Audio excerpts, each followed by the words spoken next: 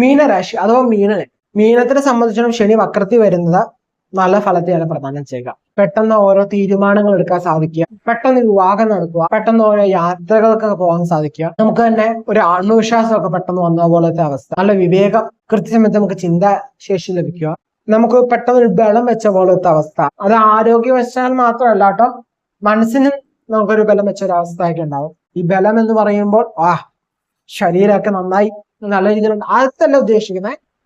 നമുക്ക് പൊതുവെ ഒരു ബലം, അതുപോലെ തന്നെ പ്രതീക്ഷ പല കാര്യങ്ങളും നമ്മുടെ ജീവിതത്തിൽ നടക്കാൻ തുടങ്ങും. പ്രതീക്ഷ ഒരുപാട് മിക്ക കാര്യങ്ങളും തന്നെ നമുക്ക് നടത്തിയെടുക്കാൻ സാധിക്കും.